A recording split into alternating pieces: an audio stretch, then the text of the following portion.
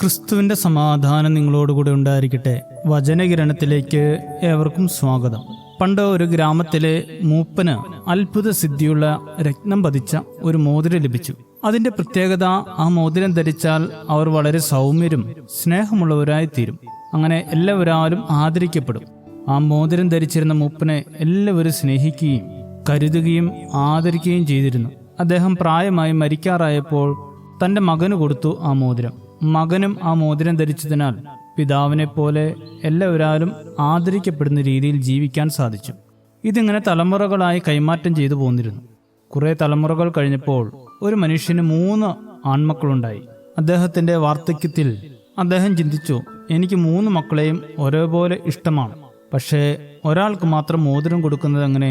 അതിനാൽ അദ്ദേഹം അതേപോലെ തന്നെയുള്ള 2 മോതിരങ്ങൾ കൂടി പണിയിപ്പിച്ച് 3 മോതിരങ്ങളും ഓരോരുത്തർക്കായി നൽകി. അപ്പന്റെ കാലശേഷം മക്കൾ തമ്മിൽ വഴക്കായി.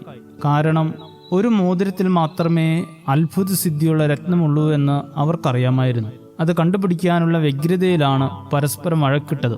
അവസാനം മോതിര പ്രശ്നം കോടതിയിലെത്തി. ജഡ്ജി മോതിരം എല്ലാം പരിശോധിച്ചെങ്കിലും ഒറിജിനൽ ഏതെന്ന് കണ്ടുപിടിക്കാൻ സാധിച്ചില്ല.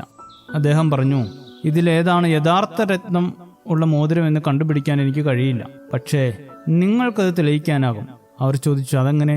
ജഡ്ജി പറഞ്ഞു, ഇതിൽ യഥാർത്ഥ മോതിരം ധരിക്കുന്നവർ മറ്റുള്ളവരുടെ ആദരവ് പിടിച്ചു പറ്റുന്ന രീതിയിൽ ജീവിക്കും. അപ്പോൾ ഏതാണ് യഥാർത്ഥ മോതിരം എന്ന് കണ്ടുപിടിക്കാം. 3 പേരും തിരികെ പോയി. പക്ഷേ തൻ്റേതാണ് യഥാർത്ഥ മോതിരം എന്ന് തെളിയിക്കാനായി അവർ മറ്റുള്ളവരാൽ ആദരിക്കപ്പെടുന്ന വിധത്തിൽ സൂക്ഷ്മതയോടെ ജീവിക്കാൻ തുടങ്ങി.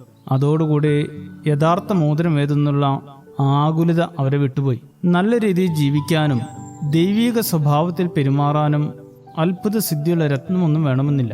അത് സ്വയം തീരുമാനിച്ചാൽ മതി.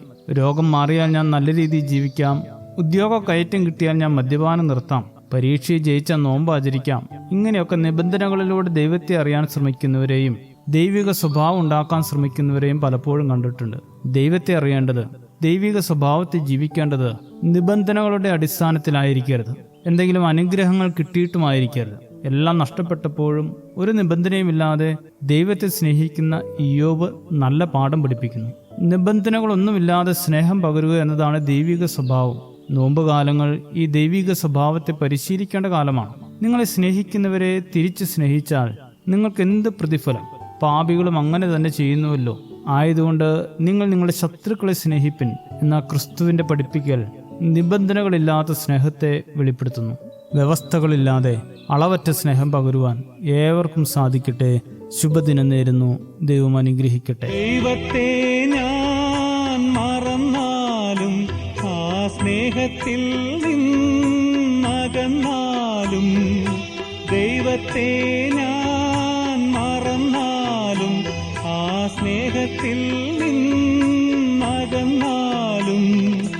അനുകമ്പാർദ്രമാ ഹൃദയമെപ്പോഴും എനിക്കായി തുടിച്ചിടുന്നു. എന്നെ ഓമനയായി കരുതുന്നു. അതിരുകളില്ലാത്ത സ്നേഹം, ദൈവസ്നേഹം, നിത്യസ്നേഹം. അളവുകളില്ലാത്ത സ്നേഹം, ദൈവസ്നേഹം, നിത്യസ്നേഹം. ഏതൊരവസ്ഥയിലും